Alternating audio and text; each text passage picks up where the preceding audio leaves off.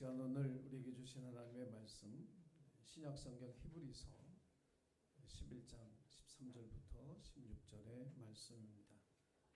신약성경 365쪽에 말씀이 있습니다. 성경을 찾으시는 분은 성경을 찾아서 또 화면으로 보셔야 될 분들은 화면으로 보시면서 말씀을 함께 읽겠습니다. 히브리서 11장 13절부터 16절입니다. 자, 시작. 이 사람들은 다 믿음을 따라 죽었으며 약속을 받지 못하였으되 그것들을 멀리서 보고 환영하며 또 땅에서는 외국인과 나그네임을 증언하였으니 그들이 이같이 말하는 것은 자기들이 본향 찾는 자임을 나타냄이라.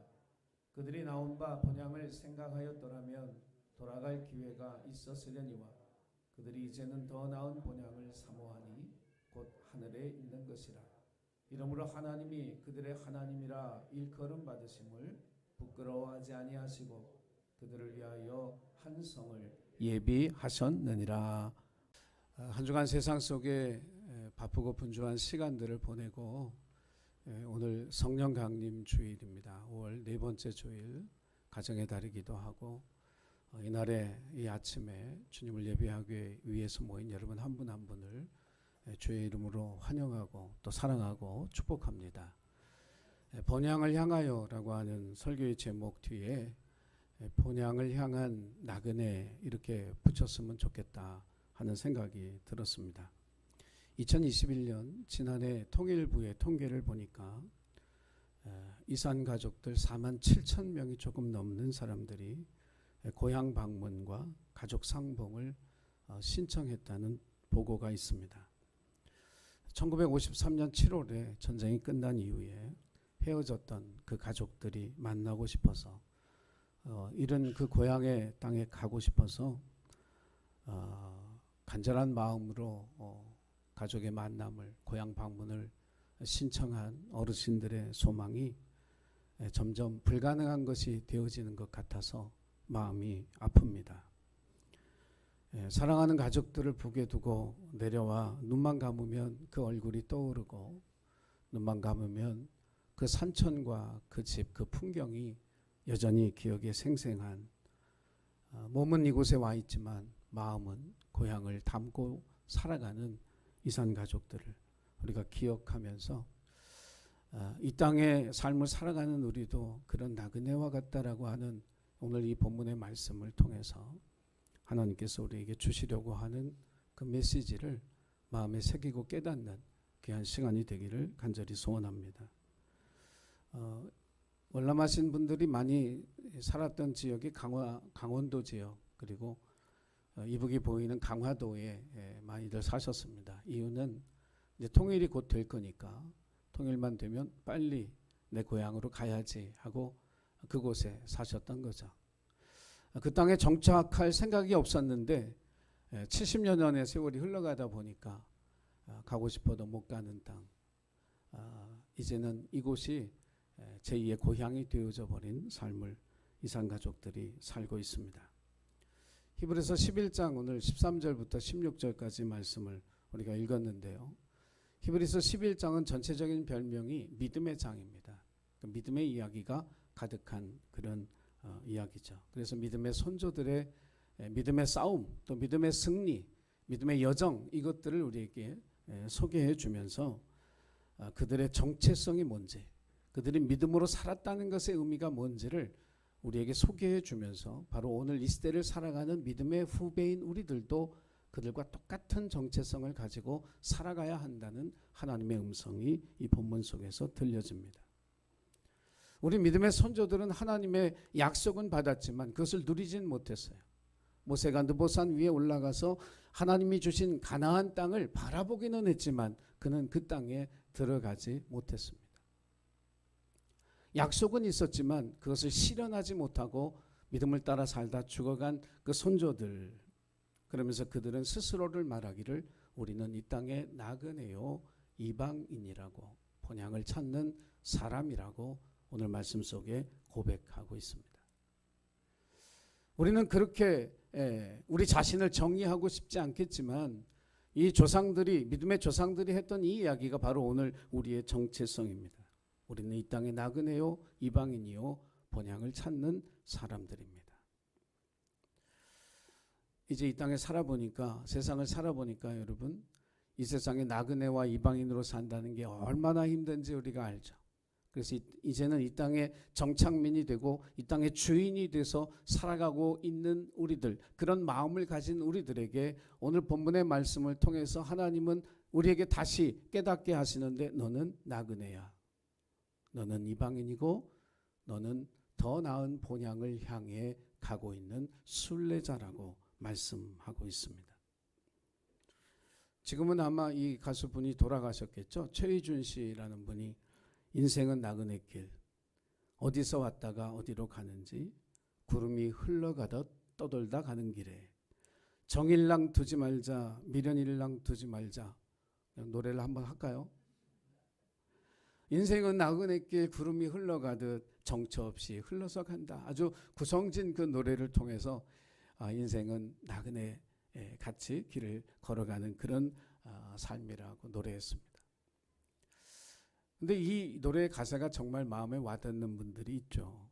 여러분, 외국을 여행하다 보면 이 느낌이 타고 옵니다. 무슨 얘기냐면, 아무리 좋은 음식을 외국에 가서 먹어도, 아무리 좋은 호텔에서 여러분이 묵어도, 그리고 그 나라의 그 풍경과 그 문화와 또 놀라운 유적들을 우리가 본다 할지라도 우리 머릿속에 한 곳에 딱 있는 생각은 뭐예요? 이 여행이 끝나면 돌아가야 한다는 거죠.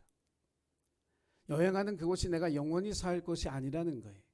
이곳에 취직하기 위해서 온 것도 아니고, 내가 여기서 박사학위를 위해서 받기 위해서 온 것도 아니고, 나는 이 여행의 이 짧은 정해진 기간 동안 이곳을 지나다가 내 고향, 내가 살던 삶의 자리로 돌아가야 한다는 생각을 하게 됩니다. 여행을 하면서 인생이 나그네 길, 이게 마음에 좀 와닿는데, 아브라함은 그것을 자기의 삶을 통해서 피부로 느꼈습니다. 75살에 그가 정착하여 살던 하란 땅을 떠나라는 하나님의 말씀을 붙잡고 고향을 떠났습니다.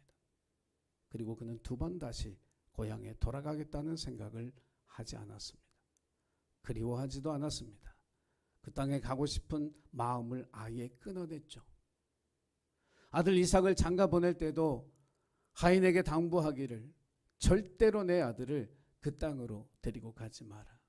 마치 그 땅으로 돌아가면 무슨 큰일이라도 나는 것처럼 하란의 발을 디디지 못하게 하라고, 장가를 못 가도 좋으니 내 아들은 그 땅에 갈 수 없다고 단호하게 못을 박아버렸습니다. 아브라함은 새로운 고향을 만든 사람입니다. 하나님이 믿음으로 약속으로 주신 가나안 땅, 이것이 나의 모든 후손들의 본향이 될 것이다. 하나님의 약속으로 받은 그 땅을 본향으로 만든 사람, 그 사람이 바로 아브라함입니다. 그래서 야곱은 이집트에서 죽었을 때 그 아들 요셉이 장례를 다 치르고 그 아버지의 시신을 가나안 땅 막벨라 굴에 그들의 조상의 무덤에 그를 묻었습니다. 그 자신도 17살에 어린 나이에 이집트로 노예로 끌려가서 80년 동안 애굽의 총리로 사는 삶, 그 모든 시간을 합하면 적어도 애굽에서 93년을 살았고 17년 동안 가나안에 살았는데, 이 요셉이 죽으면서 그의 후손들에게 부탁하기를, 언젠가 하나님께서 너희를 찾아오실 것이고 너희를 이 땅에 영원히 살게 하지 아니하고 하나님이 아브라함에게 약속하신 가나안 땅으로 옮겨가실 때에 내 해골을 들고 나가라 유언을 하게 합니다. 이 장면에서 우리는 이 세상에서 아무리 화려하고 아무리 위대한 업적을 남기고 애굽의 총리로 80년을 살았던 그 부귀 영화, 그 모든 것을 다 누렸겠지만 요셉이 그의 고향으로 가지고 갈 수 있었던 것은 그의 해골 하나였습니다. 이 세상에 있는 좋은 것들을 가지고 갈 수 없다는 거죠. 이 DNA, 본향을 찾는 이 DNA가 유대인들에게는 있습니다. AD 70년에 로마가 예루살렘 성을 함락시키고 마사다 전투에서 최후의 항전을 벌이던 유대인들마저 전멸시키고 난 그 이후에 유대인들은 다시는 그들의 나라를 세우지 못했습니다. 나라 없이 2000년 이상을 지냈는데 1948년 유엔의 도움으로 5월 14일이죠. 텔아비브에서 이스라엘의 건국을 선포했습니다. 나라가 세워진 거예요. 그 당시 팔레스타인에 들어와 살았던 유대인들은 65만 명이었습니다.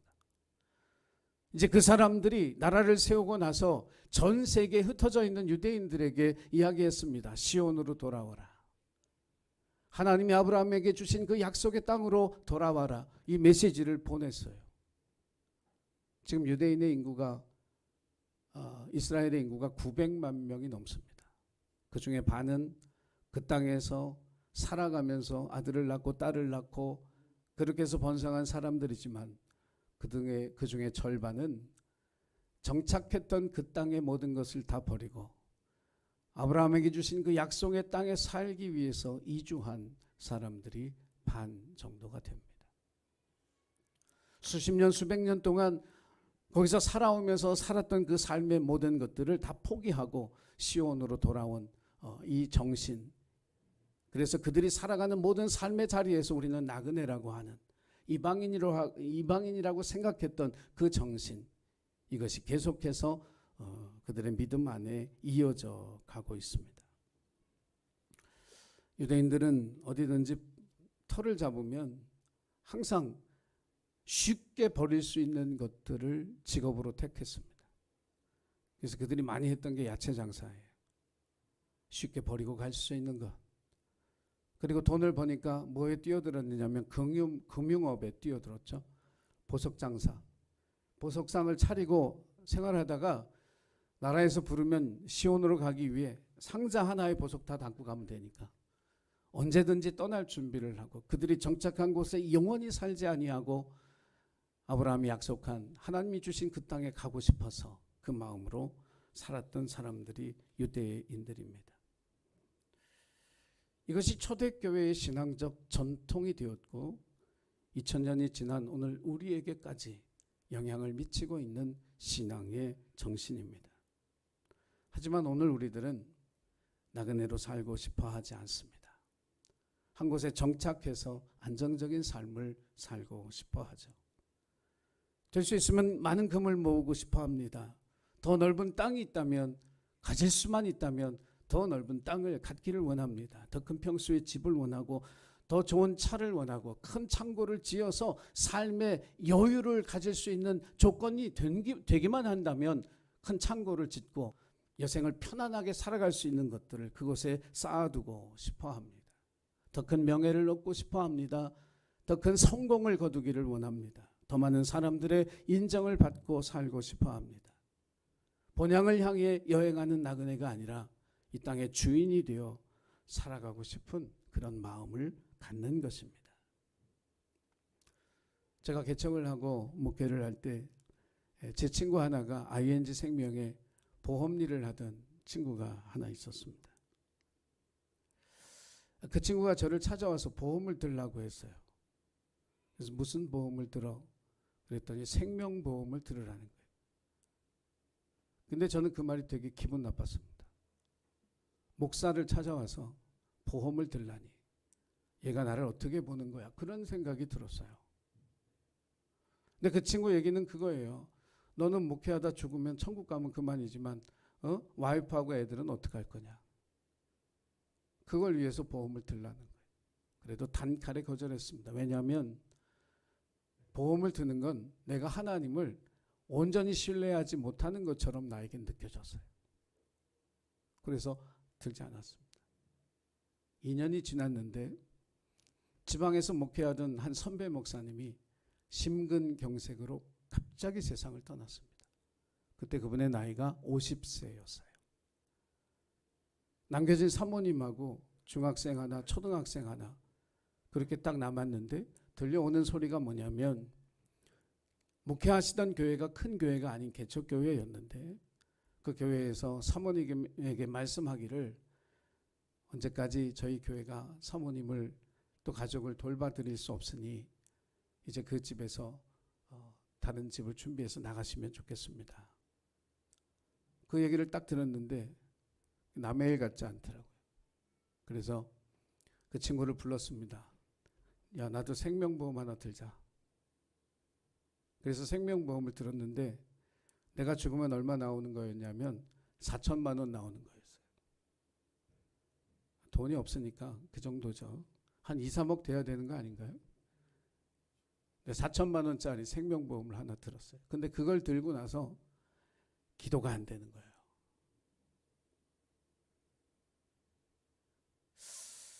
하나님 앞에 기도했어요.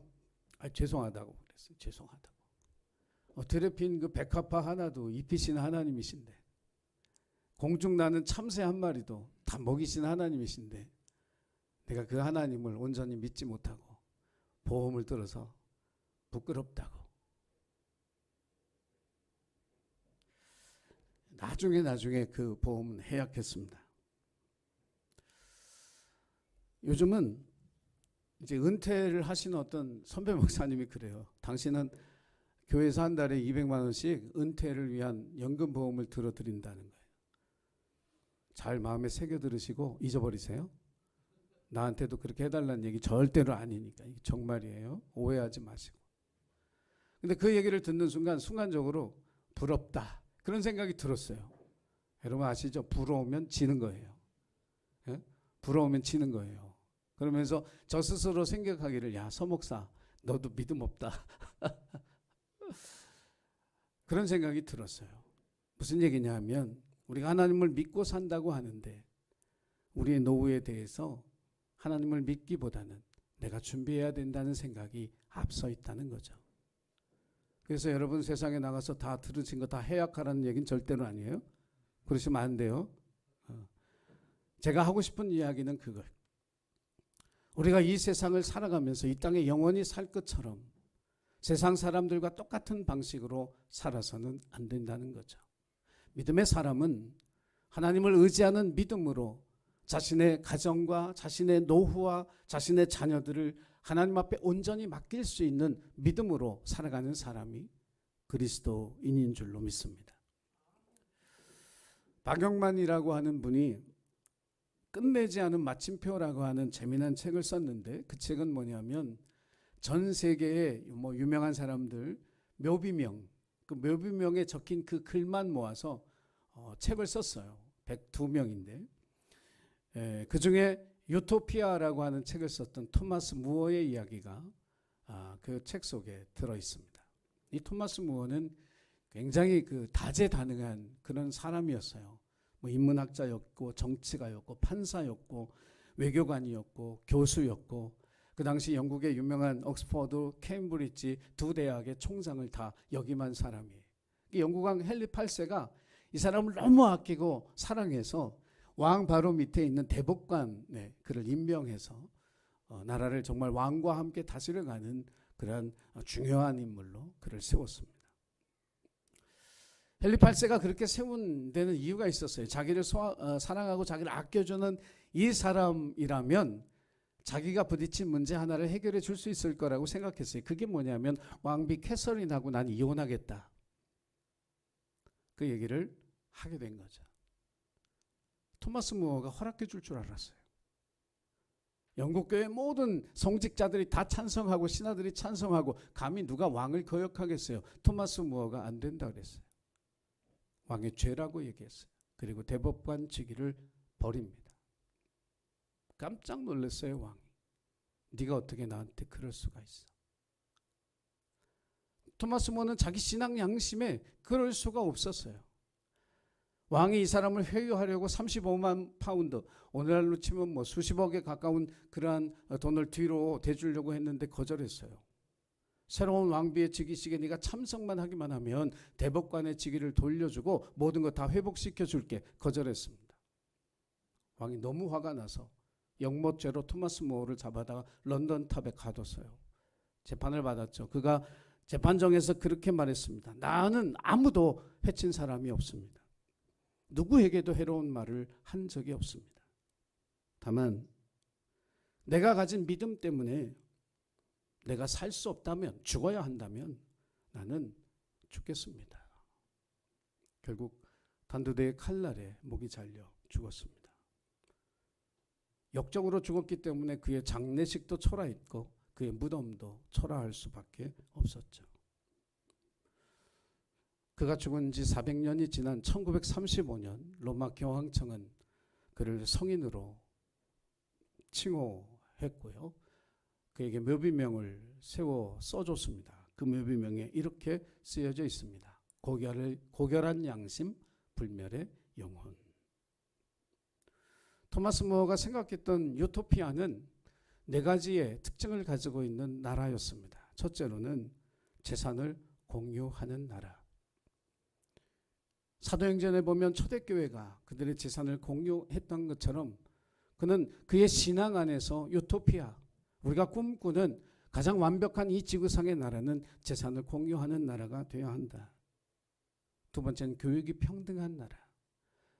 교육의 불평등과 균형이 잡히지 않는 그런 나라는 유토피아가 아니라고 생각했어요. 세 번째로 종교적 관용, 서로 다른 종교에 대한 용납과 이해. 네 번째가 고결한 양심이 살아있는 나라. 법치주의가 아니라 양심이 살아있는 나라. 법으로 그게 죄다 아니다를 따지는 나라가 아니라 양심에 비추어서 그것이 하나님이 기뻐하시는 일인가 아닌가를 따지는 나라. 이것이 그가 꿈꾸었던 유토피아, 하나님의 나라였습니다.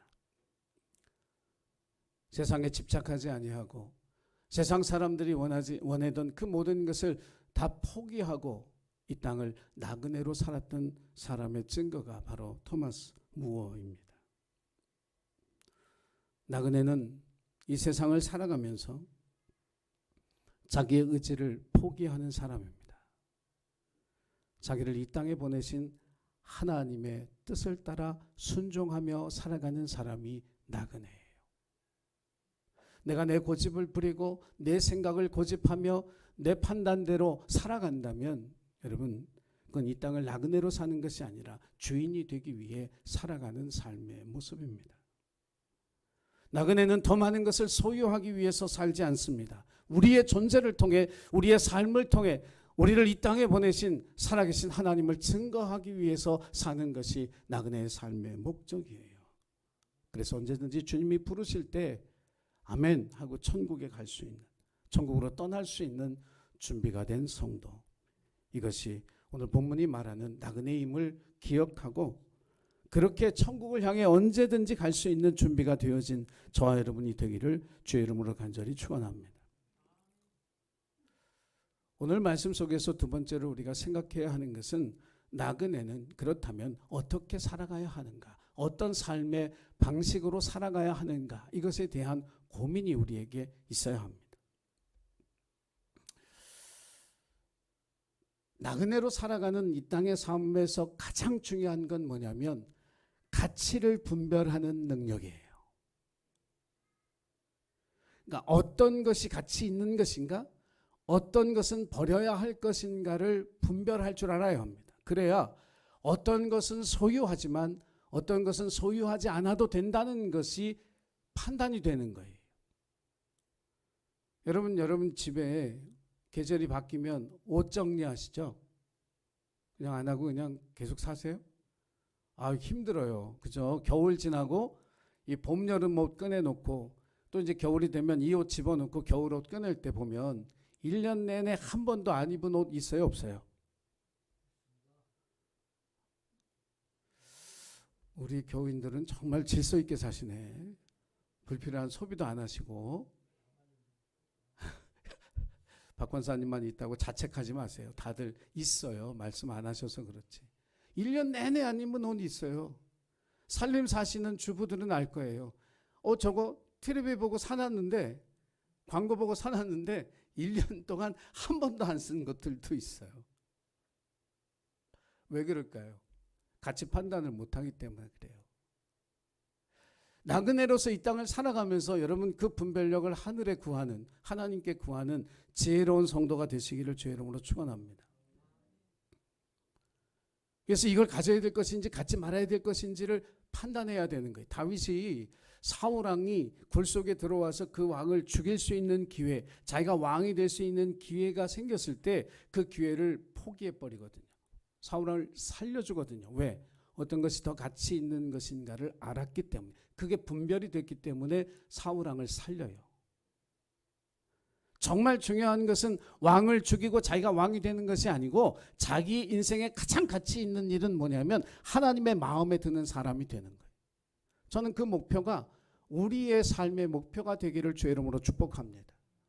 이 세상에서 성공하고 크게 되는 사람이 아니라 하나님의 마음에 합한 사람이 되기 위해서 살아가는 그 삶을 살아가는 사람, 세상의 것에 집착하고 매달려서 가져야 될 것과 갖지 않아야 될 것조차 구분하지 못하는 어리석은 존재가 아니라, 정말 내가 이 땅에서 살아가는 동안 꼭 가져야 될 것들만 갖고 살아갈 수 있는 그 분별력을 하나님께 구하고 살아가는 저와 여러분이 되기를 간절히 부탁을 드립니다. 여러분이 사막을 여행할 수 있는 기회가 아마 평범한 사람들에겐 거의 없을 거예요. 용기 있는 사람들은 혹시 사막 여행 하는 분들이 혹시 있을지 모르는데, 여러분이 만약에 사막을 여행하다가 길을 잃었다. 그럼 어떻게 해야 할까요? 1번, 그냥 죽는다. 2번, 몸부림을 쳐본다. 3번, 이 사막을 잘 아는 사람을 찾아본다. 어떻게 하고 싶으세요? 어디 가서 찾아요? 사막에서 길을 잃으면 이 베두인들을 찾아야 됩니다. 사막 어딘가에 천막을 치고 계속해서 이동하며 살고 있는 부족이 있어요. 지금도 있습니다. 그 사람들을 만나면 삽니다. 지도를 가지고 있다고 못 삽니다. 사막엔 지도가 필요가 없습니다. 왜냐하면 이정표가 되어지는 아무것도 없으니까. 뭐 나무가 있어서, 뭐 고목이 있어서 그 나무로 가면 마을이 몇 킬로가 떨어, 이게 소용이 없어요. 모래산이 있어서 그거를 표시를 해놓고, 모래 언덕이 있어서 표시를 해놓죠. 바람 한번 싹 불면 모래산이 저쪽에 가 있고 모래 언덕이 이쪽에 와 있어요. 그러니까 지도는 아무 소용이 없는 거예요. 사막에서 제일 중요한 게 뭐냐면 방향이에요. 방향. 인생을 살아가면서 우리에게 제일 중요한 게 방향입니다. 가치관이에요. 어떤 방향을 향해 살아가는가. 베두인들은 지도 보고 길을 찾지 않아요. 별을 보고 길을 찾죠. 인생을 살아가면서 저와 여러분의 삶 속에 이 광야 같은 인생, 2번 사는 사람이 없기 때문에 우리는 실수도 하고 시행착오도 저질러요. 그거 그렇게 하지 않을 걸, 왜 그렇게 했을까라고 하는 후회가 밀려들 때도 너무나 많죠. 2번 산다면 그런 실수 줄여요. 시행착오도 줄여요. 후회도 하지 않을 거예요. 그런데 한 번밖에 못 살아요. 이렇게 살아가도록 하나님이 우리 인생을 디자인하시면서 그것을 보완하기 위해서 우리에게 주신 약속이 뭐냐면 임마누엘이에요. 내가 너와 함께 있겠다. 세상 끝날까지 너와 함께 있을 것이다. 우리 인생의 가이드가 되어 주시겠다는 약속을 우리에게 주셨습니다. 광야를 살면서 가장 어리석은 사람은 집을 짓는 사람입니다.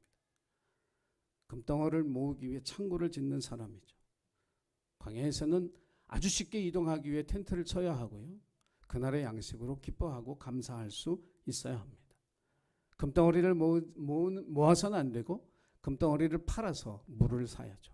그래야 광야를 지날 수 있습니다. 나그네로서 살아가는 우리의 삶에 있어서 삶의 방식, 그 첫 번째는 뭐냐면 필요한 것 이상을 소유하지 않는다는 거예요. 필요한 것만을 소유하며 살아가는 것, 이것이 나그네의 삶의 가장 중요한 삶의 원칙입니다. 여러분 여행을 할 때요, 짐이 무거우면 좋습니까? 가벼우면 좋습니까? 100% 가벼운 게 좋습니다. 근데 짐을 꾸리기 시작하면 그 가방이 20kg를 넘냐 22kg를 넘냐, 공항에 가서 보셨죠? 그래서 어떤 사람은 한 사람 데리고 가요. 넘으면 그거 빼서 그 사람 돌려보내려고. 어떤 사람 올려놨는데 27kg. 와, 7kg 어디서 빼? 근데 뭔가 뺄 게 있어요. 다시 말하면 자기 준비가 안 돼 있는 거예요. 여행의 준비가. 필요한 것 이상을 넣었다는 얘기거든요. 하나님께서 광야에 이스라엘 백성들을 훈련시키셨을 때 40년 동안 반복적으로 훈련시켰던 것이 만나의 훈련인데, 만나의 훈련의 원칙은 뭐냐면 필요한 양식만큼만, 그 가족에게 필요한 것만큼만이에요. 그래서 어떤 사람들이 더 많이 걷어들여서 내일 먹어야지 했더니 그게 썩고 벌레가 나서 냄새가 나서 생명의 양식이 되어지지 못하는 그 훈련을 40년 동안 했던 거예요. 오늘 우리의 삶에도 동일한 거죠. 우리의 삶에 불필요한 것들이 얼마나 많은가. 이 땅을 나그네로 살아가는 삶에 있어서 저와 여러분은 불필요한 것을 더 갖기 위해서, 소유하기 위해서 살아가는 그런 삶의 방식, 태도를 버려야 됩니다. 예수님이 주기도문을 우리에게 가르쳐 주시면서 일용할 양식을 구하라고 했어요. 이왕이면 한 달치 양식, 아니 1년치 양식을 좀 구했으면 얼마나 좋을까. 그러나 주님은 그날의 양식으로 감사하고 그날의 양식으로 만족하며 살아가는 그 삶을 우리에게 원하셨던 거예요. 사랑하는 예수님께 가족 여러분, 우린 나그네예요. 불필요한 많은 것들을 소유하기 위해 살지 아니하고 오늘 우리에게 허락하신 것들을 감사하고 나머지 것들을 하나님 앞에 온전히 맡기며 살아갈 수 있는 믿음의 사람이 되시기를 간절히 부탁을 드립니다. 두 번째 삶의 방식은 하나님의 약속을 믿고 살아야 된다는 거예요. 하나님의 약속을 믿어야 한다는 거예요. 우리가 이 세상에서 붙들 수 있는 유일한 흔들리지 아니하는 기준점, 원칙이 있다면 하나님의 약속이에요. 그것밖에는 사실 이 세상에서는 우리가 붙들고 의지하고 살아갈 수 있는 그런 어떤 우리의 도움이 되는 기둥은 없어요. 하나님 약속밖에 없어요. 제가 이 말씀 묵상하면서 무슨 생각을 했냐면, 출애굽한 이스라엘 백성들이 애굽에서 나올 때 그 사람들만 나온 것이 아니라 짐승의 떼도 같이 나왔거든요. 근데 짐승의 떼가, 그 많은 떼가 어디서 사방에서 물을 먹었을까? 어디서 풀을 뜯어 먹었을까? 그 생각을 하니까 답이 안 나와요. 백성들은 만나를 먹었다고 하지만 짐승들은 풀을 먹어야 될 거 아니에요. 물을 마셔야 될 거 아니에요. 근데 그 40년 동안 그 짐승들이 광야의 삶을 지내면서 이스라엘 백성들과 함께 광야를 지냈다면 이건 뭘까? 이건 기적이다. 그러면서 광야의 삶의 본질을 우리에게 가르쳐 주신 게 뭐냐면, 광야는 자기의 삶, 자기의 노력과 의지로 살아가는 곳이 아니라 하나님의 은혜로 사는 장소예요. 그게 광야예요. 그게 사막이에요. 우리 인생이에요. 살아가면서 가장 어리석은 사람, 예수 믿으면서 자기 힘으로 살려고 하는 사람이 가장 어리석은 사람. 지혜로운 사람은 하나님께 맡기며 주님을 의지하고 그 능력을 기대어 살아가는 사람인 줄로 믿습니다. 천국이 있느냐고 묻는 사람들이 많아요. 저는 목회를 시작한 목사였지만 제가 목회를 하고 한 7, 8년 동안은 천국이라고 하는 것이 실제적인 것이라고 하는 것에 대한 확신이 없었어요. 천국이 있다고 얘기했죠. 천국은 이런 것이라고 성경 공부 시켰어요. 근데 천국? 그건 내가 가서 살 곳이라고 생각이 없었어요. 목회하고 한 8년 지나서 복음학교를 갔다 왔는데, 복음학교를 통해서 하나님께서 제게 뭘 얘기해 주셨냐면, 천국이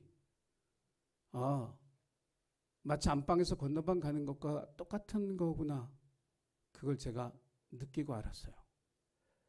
우리가 안방에서 나와서 건너방 들어가면 문 열고 들어가는 것처럼, 이 세상에서의 삶을 마치면 문을 열고 들어가면 거기가 천국이구나.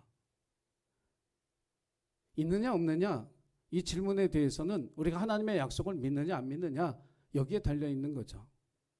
하나님의 약속을 믿으면 천국이 있는 거예요. 그리고 영원한 삶이 그곳에 있어요. 하나님의 약속을 믿는 사람에게 천국은 실제예요. 이것이 성경이 우리에게 가르쳐주는 이야기입니다. 어떤 성도님이 그런 얘기 한 적이 있어요. 전 지금도 이렇게 기억이 나는데, 뭐라고 얘기하냐면, 자기는 사람들 만나면 그런데, 일단 예수 믿어봐. 그런데요. 그래서 왜 그러냐 그러면, 만약에 예수를 믿었는데 천국이 없잖아. 그러면 어때? 괜찮잖아. 근데 만약에 예수 믿었는데 천국이 있잖아. 그럼 대박이잖아. 웃기는 얘기 같지만 그 이야기 속에 제가 이렇게 들으면서 그 천국에 대한 확신은 아니지만 저는 이런 생각을 했어요.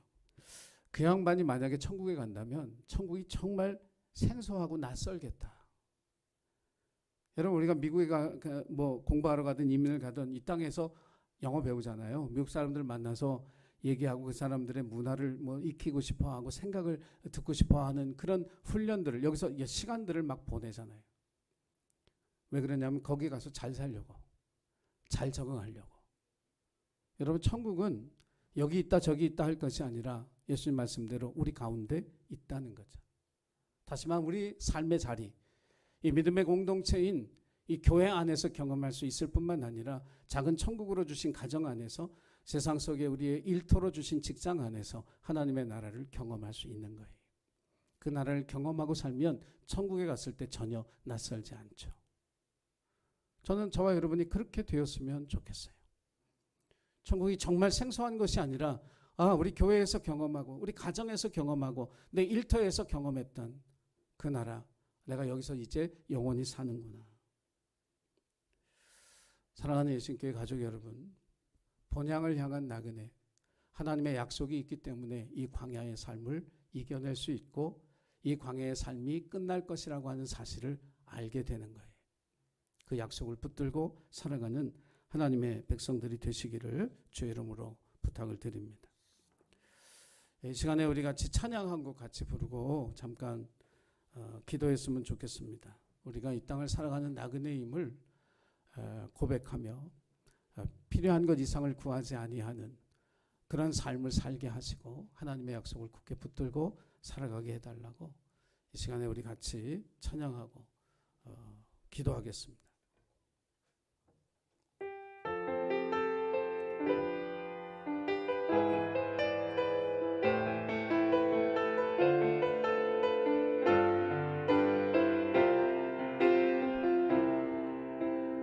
지금은 잠깐만요. 서호 권사님 좀 나와서 같이 불러주시고요.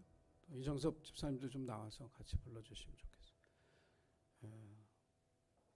제가 이렇게 이 노래가 많이 불러본 찬양이 아니라 같이 불러주시면 찬양이 좀 될 것 같아요. 네. 악보가 없죠. 악보가 네?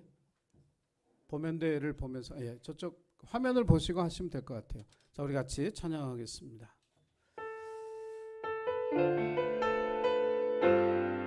마이크 넣어주세요.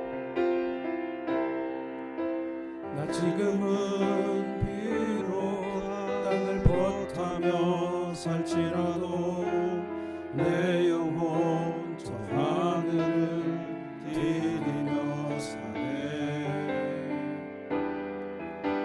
내 주님 계신 눈물 없는 곳, 저 하늘에 숨겨둔 내 소망을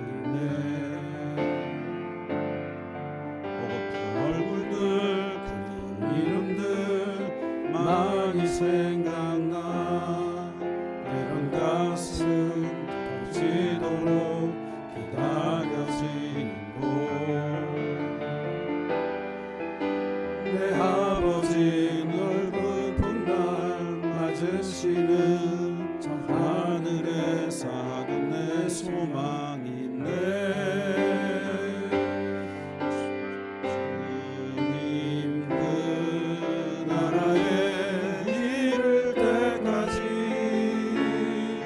순례의 걸음 멈추지 않으며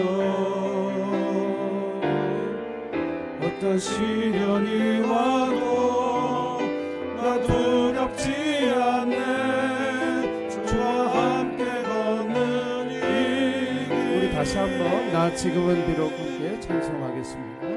나 지금은 비록 땅을 벗하며 살지라도 내 영혼 저 하늘을 디디며 사네.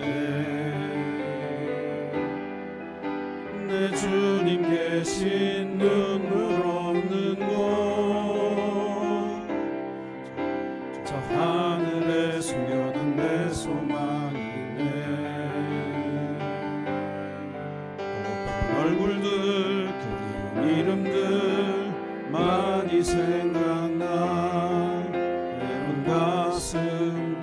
이루어지도록 기다려지는 곳 내 아버지 넓은 봄날 맞으시는 저 하늘에 사는 내 소망 있네 주님 그 나라에 이를 때까지 순례의 걸음 멈추지 않으며 어떤 시련이 와도 나 두렵지 않네 주와 함께 걷는 이 길에 주님 그 나라에 이를 때까지 주님 그 나라에 이를 때까지 순례의 걸음 멈추지 않으며 어떤 시련이 와도 나 두렵지 않네 주와 함께 걷는 이 길에 우리 같이 잠깐 이 시간 기도할 때 하나님 나그네로 이 세상을 살아가는 우리를 긍휼히 여기시고 붙들어 주옵소서.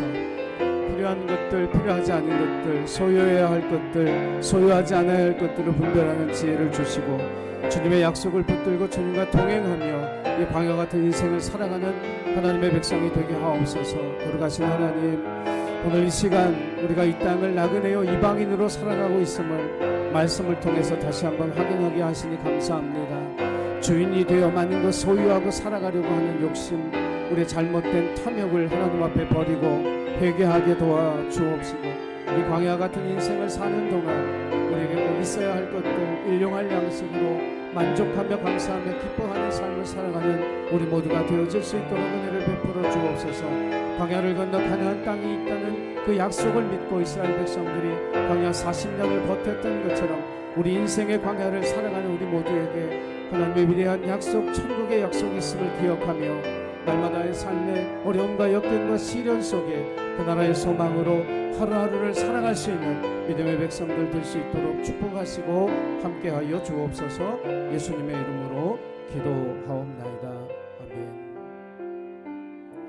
이 땅의 주인 되고 싶어 살아가던 우리의 삶을 회개합니다. 너희가 나그네요 이방인이요 본향을 찾는 자라고 하는 이 사실을 늘 마음에 새기며 이 세상의 삶을 살아가는 저희들 되게 하여 주옵소서. 우리 자신을 드러내고 영광 받기 위해 살지 아니하게 하시고 우리를 이 땅에 보내신 하나님의 뜻에 순종하며 주님을 나타내기 위해서 증거하기 위해서 살아가는 우리의 삶이 되도록 도와주옵시고 필요한 것들과 소유해야 할 것들을 분별하여 가질 수 있는, 갖고 살아갈 수 있는 지혜를 주셔서 일용할 양식으로 감사하며 만족하는 기쁨의 삶이 되게 하여 주시고 하나님의 약속 천국을 항상 소망하며 마음에 간직하고 이 땅의 삶을 이겨내고 살아갈 수 있는 하나님의 거룩한 자녀들이 되게 하여 주옵소서. 날마다 우리의 삶에 동행하시고 함께 하시는 예수님의 이름으로 기도드리옵나이다. 아멘.